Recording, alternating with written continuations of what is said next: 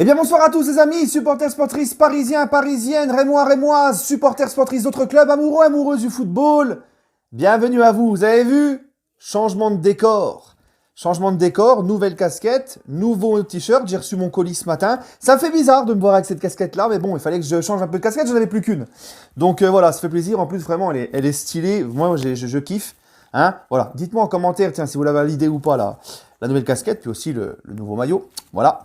Les amis, on se retrouve pour l'avant-match de PSG Reims qui aura lieu demain à 20h45 pour l'affiche de cette 22e journée de Ligue 1, même s'il y avait quand même Saint-Étienne-Lyon hier, qui était quand même, enfin Lyon-Saint-Étienne, qui était normalement la vraie affiche. Alors j'ai pas trop compris pourquoi c'était vendredi soir et pas demain soir, parce que le match du dimanche soir, normalement c'est l'affiche.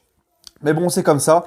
Donc le PSG, demain 20h45, Amazon Prime, on accueille le stade rémois pour la 22e journée. Comme d'habitude, à chaque avant-match, on va commencer par la présentation de l'adversaire du soir. Enfin, de la semaine, du week-end. Donc, le stade de Reims, 14e de Ligue 1, 24 points. Donc, ils ont 7 points d'avance sur le premier relégable, donc sur le barragiste. Et sur le premier non relégable également. 21 matchs joués, 5 victoires seulement, 9 nuls, 7 défaites, 22 buts marqués pour 23 buts encaissés. Les 5 derniers matchs de Reims en Ligue 1, et on va se rendre compte que, à l'image, comme Brest la semaine dernière, va arriver au Parc des Princes, pas dans une très bonne dynamique. Les 5 derniers matchs de Reims, il n'y a qu'une seule victoire, c'est contre Saint-Étienne, peu de temps avant la trêve. Reims-Saint-Étienne, 2-0 pour Reims, mais j'ai envie de te dire, malgré tout le respect que j'ai pour les Verts de Saint-Étienne, en ce moment, c'est un petit peu tout le monde qui prend les 3 points face à Saint-Étienne. Hein. Voilà, ça fait mal au cœur de voir des clubs historiques comme ça au fond du trou à ce point-là, mais bon, c'est comme ça. Donc c'est la seule victoire de Reims sur leurs 5 derniers matchs en Ligue 1. Face à Saint-Étienne à domicile 2-0.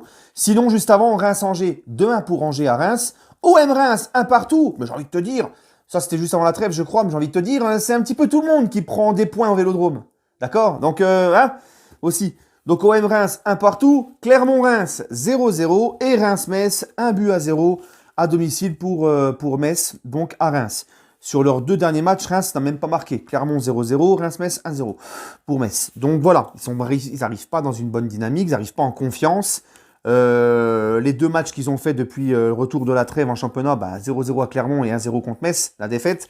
Donc voilà, ils n'arrivent pas en pleine dynamique, dans une bonne dynamique et en pleine confiance au parc. Les 5 derniers matchs PSG Reims au Parc des Princes en Ligue 1, 2014-2015, 3-2 pour le PSG, 2015-2016, 4-1 pour le PSG, 2018-2019, 4-1 pour le PSG, parce que voilà, 2015-2016, après ils ont été faire un petit tour en Ligue 2, c'est pour ça qu'on les a retrouvés qu'en 2018-2019, 2019-2020, 2-0 pour Reims au Parc, je me rappelle même plus de ce match, franchement je me rappelle même plus, et 2020-2021, 4-0, pour le Paris Saint-Germain. Donc la saison dernière, c'était à l'avant-dernière journée. Donc voilà, les Rémois, les gars, sur les 5 dernières rencontres en Ligue 1 au Parc des Princes, c'est 4 défaites et 1 victoire. Voilà.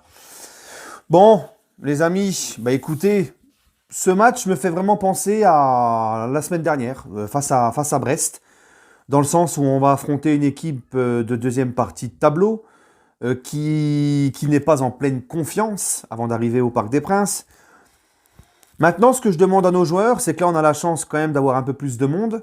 Mis à part Bernat, Wijnaldum, Letellier. Bon, Letellier, après, voilà, il joue jamais de toute façon. Donc, mais au niveau des joueurs qui sont souvent titulaires ou qui sont potentiellement... qui jouent, hein, donc Bernat, Neymar et Wijnaldum sont les grands absents de cette rencontre. Kiki qui était normalement... incertain, finalement, il a été à l'entraînement collectif, ça va très bien, il a de bonnes sensations. Il devrait être peut-être pas titulaire, mais au moins dans le groupe. Il est dans le groupe apparemment pour demain. Bon, Neymar n'est pas là et j'aimerais y revenir sur Neymar. Parce que quoi? Parce que j'ai vu, en fait, c'est important de le signaler, j'ai vu Neymar qui a dit dans un live sur Facebook, il me semble, qui avait dit moi, je donnerai ma vie pour gagner la Ligue des Champions avec le Paris Saint-Germain. Et j'ai vu des supporters parisiens un petit peu le prendre en dérision et se moquer. Moi, je ne suis pas d'accord avec ça. Parce que, rappelez-vous, Neymar, je suis le premier, moi, à lui taper dessus quand il fait n'importe quoi. Hein, je suis le premier parce que je suis pas une groupie de joueurs, vous me connaissez. C'est le club avant tout et tout. Les joueurs, ils font les choses bien, je le dis. Les joueurs, ils font de la merde, peu importe c'est qui, je le dis aussi. Maintenant, les gars, j'ai beaucoup tapé sur Neymar à juste titre quand il nous a chié dessus en 2019, quand il voulait repartir au Barça, tout ça, ses déclarations, etc. Sur pas mal de choses. On peut lui reprocher beaucoup de choses à Neymar, c'est vrai. On peut aussi, et c'est normal qu'on soit exigeant avec lui, c'est normal d'être plus exigeant avec des Neymar, des Mbappé, des Messi plutôt que les autres. C'est normal, c'est tes joueurs vedettes, c'est tes joueurs stars, c'est tes joueurs qui te coûtent très cher, c'est sur eux que tu comptes le plus pour remporter la Ligue des Champions. Neymar, 220 millions d'euros. Quand il arrive au PSG, il fait partie des 3 meilleurs joueurs du monde. Donc, c'est normal qu'on soit exigeant avec lui. Je peux aussi comprendre les gens qui te disent que si on prend le bilan depuis le début qu'il est là, Neymar, c'est pas non plus ce qu'on attendait. C'est un petit peu, c'est moins de ce qu'on attendait. On a le droit de penser qu'on reste sur notre faim. Je suis tout à fait d'accord. Hein, les blessures, certains matchs où il est passé à travers, au côté où on attendait. Mais il n'y a pas que du négatif, loin de là. Et je pense que Neymar, les gars, il faut savoir ce qu'on veut. Parce que quand il nous chie dessus en 2019 ou quand il fait de la merde, tout le monde s'offusque. Mais là, quand il te dit, et à juste titre, mais là, quand il te dit, je suis prêt à donner ma vie pour remporter cette Ligue des Champions avec le PSG, on commence encore à lui rentrer dedans, à se foutre de sa gueule et lui dire, ouais, c'est je sais pas quoi, les gars, au bout d'un moment, il faut savoir ce qu'on veut. Est-ce que vous voulez qu'il soit, qu'il est en mode on s'en fout? On dit tout le temps, les starlets, ils s'en foutent du club, ils sont là pour prendre leur pognon et tout. Et quand Neymar il te fait une déclaration comme ça, on n'est encore pas content. Qu'est-ce que vous voulez en fait? Vous voulez des starlets qui s'en foutent et qui chient sur le club? Ou vous voulez qu'ils soient investis sur le projet et qui vous montrent qu'ils sont motivés, qu'ils ont envie? Parce que moi, les gars, Neymar en ce moment, et c'était le cas depuis le début de saison, même si dans son niveau, on le voyait qu'il faisait moins de différence, il marque beaucoup moins, etc. Mais au moins, il se donnait à fond sur le terrain. Neymar, moi j'ai des souvenirs depuis le début de la saison où il court partout. Et il fait même le boulot que les milieux de terrain sont incapables de faire. Il redescendait souvent au milieu pour orchestrer le jeu. Il montre une envie, une grosse envie Neymar depuis le début de saison. Et là, les images qu'on voit de lui depuis le début de sa blessure, là, sa cheville contre Saint-Etienne, le travail qu'il fait au quotidien, comment il bosse, on les voit tous ces vidéos, comment il bosse et tout, parce qu'il a envie de revenir au bon moment, il est motivé, il est surmotivé. Ben moi, oui les gars, pardonnez-moi, mais moi ça me plaît de voir ça, de le voir comme ça et de l'entendre dire ça. Donc moi, je l'encourage et je lui dis bravo Neymar. Voilà, hein, parce qu'il faut savoir ce qu'on veut au bout d'un moment, d'accord? Et j'espère qu'il va revenir fort et qu'il va revenir bien. Hein, c'est comme la polémique, ouais, il a eu plus de vacances que les autres, il est rentré 5 jours plus tard ou une semaine plus tard que les autres au mois de janvier. Les gars, il est resté au Brésil, il a charbonné au Brésil, il était avec des préparateurs physiques, il était avec toute une équipe, ça coulait pas douce, hein, d'accord? Donc ça c'est encore une polémique de merde à la con voilà, qui sert à rien. Donc moi quand je le vois dire ça, quand je le vois dans cet état d'esprit-là, revenir à fond, travailler à fond, moi ça me plaît, voilà, d'accord? Faut attention de ne pas faire non plus du délit de sale gueule.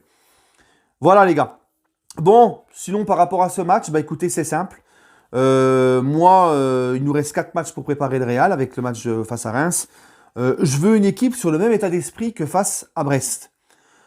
C'est-à-dire qu'une équipe qui du début à la fin presse, donne de l'envie, nous montre du mieux dans le jeu, mettre du mouvement. Moi j'ai beaucoup aimé ce qui s'est passé face à Brest, je l'avais dit et je le redis. Et ben, il faut rester sur cet état d'esprit, cette dynamique-là. Et puis, il y a du beau monde demain. Il y a pas le Ney, mais Verratti, Di Maria, Mbappé, Messi, Sergio Ramos qui devrait être là et être titulaire. On a la grosse équipe, mis à part Neymar qui sera pas là. Donc, franchement, les gars, normalement, Reims, demain, malgré tout le respect que j'ai pour eux, on doit montrer une très belle copie, une très belle attitude, et on doit faire un super match. Et on doit normalement se régaler. Voilà. Donc, pourquoi pas Pochettino, qui n'a pas fermé la porte finalement dans son discours à la défense à 3. Pourquoi pas là la voir à partir de demain. Voilà les gars. Bah écoutez, sinon, mon petit pronostic. Allez, franchement, je vois un très bon score pour Paris. Je vois une très bonne équipe de Paris demain. Allez, on va dire, soyons fous, 3-0. Voilà, 3-0, c'est réglé. Et pour notre plus grand bonheur. Et on se retrouvera bien sûr, normalement, si tout va bien, demain pour le débrief à chaud. Prenez soin de vous, les gars, et allez Paris.